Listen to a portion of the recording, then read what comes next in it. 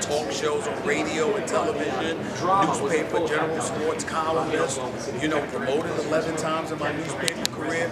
I have never in my life been more nervous than I am about the job I got to do tomorrow night, because I'm thinking about the Larry Merchants of the world, the Max Kellermans who have followed him, and more importantly, I grew up in an era where I was watching Howard Cosell on the wide world of sports.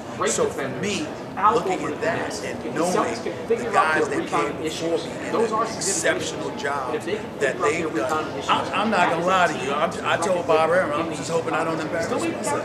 I said, you're sure you want me here? But I'm here, and I'm going to always try to do the best job that I can possibly do. But this is the first time that I've ever called a boxing match or anything in my entire life. I'm incredibly honored that they had the faith in me to ask me to do it. I'm looking forward to the challenge, but I'm not a liar. I'm nervous as hell. Why should someone buy the fight?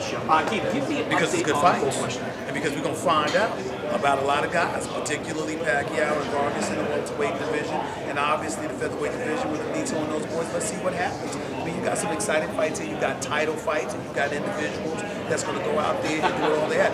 If you know Alito Lanier, for example, this guy's an incredibly intriguing fighter. But I saw what the Axeman did to him. Now, he's won 4 fights ever since, but think about what the Axeman did to him when he knocked him out in the 6th round. I'm looking at a guy, and I'm wondering about him because let's see what he has. So there's a lot of interesting and compelling storylines, and that's what you look for.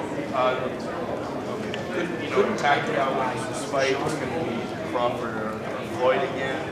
Is that exciting? Is that interesting? Well, Terrence Crawford is interesting for anyone because he's big time, especially since it's at 140, because I don't know if he'll move up to 147 to fight Pacquiao, or if Pacquiao wouldn't mind moving down, or they meet at a catchweight at like 145 or whatever. What I will say that Crawford is no joke, but in the same token, I just spoke to Floyd Money Mayweather a couple of days ago. One minute he says he's retiring, the next minute he says, I don't know what I'm going to decide to do. So would I want a rematch with him and Pacquiao? Yes, but it has to be a considerably better fight than the first round. Pacquiao saying that his shoulder hurts helps in this regard, because when we looked at him, we saw him missing a whole bunch of shots and not having the same level of aggression we were accustomed to seeing him do.